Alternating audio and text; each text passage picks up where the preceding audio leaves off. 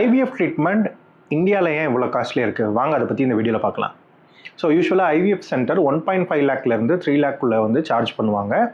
இது இந்தியன் கரன்சியில் ஹையாக இருந்தாலும் வெஸ்டர்ன் கண்ட்ரீஸை கம்பேர் பண்ணும்போது நம்ம ஊரில் ஐவிஎஃப் ட்ரீட்மெண்ட் இன் டாலர் டேர்ம்ஸில் இது சீப் தான். பட் ஐவிஎஃப் ட்ரீட்மெண்ட் காஸ்ட்லியாக இருக்கிறதுக்கு முக்கியமான காரணம் ஹார்மோனல் இன்ஜெக்ஷன்ஸ், அந்த லேபுக்கு தேவையான எக்யூப்மெண்ட் எல்லாத்தையுமே நம்ம இம்போர்ட் பண்ணி தான் யூஸ் பண்ணுறோம். ஸோ அது அந்த காஸ்ட் ஆஃப் இன்வெஸ்ட்மெண்ட்டை ஹை ஆக்குது.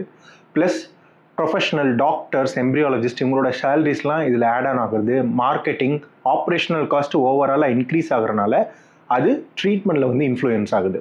ஃப்யூச்சரில் ஐவிஎஃப் ட்ரீட்மெண்ட் கண்டிப்பாக கம்மியாக இருக்கிறதுக்கு சான்சஸ் இருக்குது. ஏன்னா நிறைய பிளேயர்ஸ் உள்ளே வரும்போது மார்க்கெட் ரேட் வந்து டிஸ்கவுண்ட் ஆகும். அதுவும் இல்லாமல் இந்தியன் மேடு மேனுஃபேக்சரிங் பண்ண equipment and instrument and injections, hormonal injections இதெல்லாம் யூஸ் பண்ணும்போது கண்டிப்பாக இது ஓவராலாக அந்த ஆப்ரேஷனல் காஸ்ட்டை டிக்ரீஸ் பண்ணும்போது ஓவராலாக ஐவிஎஃப் பேக்கேஜும் குறையும்.